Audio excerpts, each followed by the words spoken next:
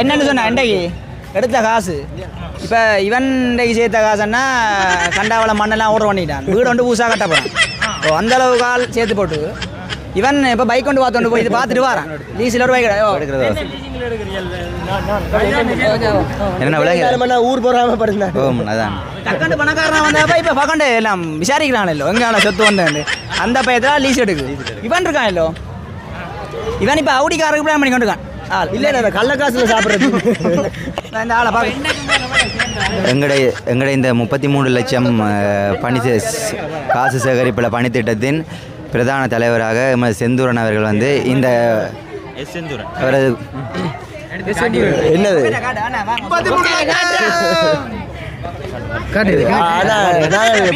புள்ளி விவரங்களோட பிறகு சொல்றவண்ணா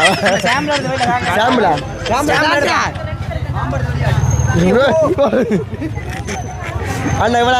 கொஞ்சம் தான் இதுக்கு எங்களுக்கு இருக்கிற கடன் எல்லாம் போயிட்டு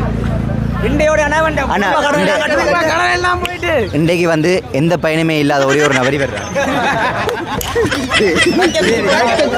நீ ஏனடா என்ன பிரச்சனை சில அக்கா மேரன்னா கண்டா முறைக்கணும் காசு எல்லாம் முறைக்கணும்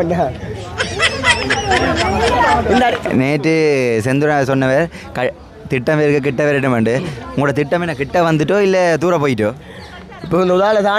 தாண்டி வந்துட்டு என்ன பிரச்சனை 33 லட்சம் வாங்க வேணும்னு சொன்ன கிளப்பா திண்டை கடன்காரெல்லாம் வந்து நிற்கணும் வாழ்ட்டு சரியோ அது சரியா கவலையாக கிடக்காது சேர்த்த காசு எங்கே ஒழிக்கிறது 33 சரி அதான் பெரிய கவலை அந்த குற்றப்புலனாய்வு அதிகாரிகள் வேறு ஒரு நாளைக்கு நோட்டம் போட்டால் சரியா இருக்கும் இன்கம் டேக்ஸ்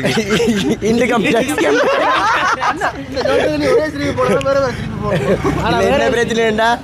இப்போ நாங்கள் 33 லட்சம் சேர்க்கிற விடவங்கள் எங்கள்கிட்ட படிக்கிறாங்க பின்னு பொக்கெட்டுக்கு களை வரைக்கிறாங்க அதான் பெரிய மாநிலட்ட போகிறேன் களவு கேஸ் எல்லாம் அதான் இருக்கு அண்ணா இவட்ட அக்கா வந்து இன்றைக்கு பட்டம் பெற்று போயிருக்கிறா 8000 ரூபா காசு பலர் இதை கொண்டு வந்து ஒரேடியா அவரும் பறிச்சுட்டு போயிட்டான் இவர்கிட்ட சரி அஞ்சவா இதை பற்றி சொல்லு ஆனால் வீட்டை போயிட்டு வெளிக்கிட்டு வந்துடும் நான் கலெக்ஷன் செய்யலாம் உண்டு ஆனால் வந்து எந்த பயனுமே இல்லாமல் கை கட்டி நிற்கிறேன் உங்களோட கருத்து என்ன இன்றைக்கு எந்த பயனுமே இல்லை நேற்று சொன்ன 33 லட்சம் தெரியும் சொல்லுங்க நாளைக்கு சம்பவம் செய்வேன் நினைக்கிறோம் நான் இப்படி எத்தனை சொல்ல போறீங்க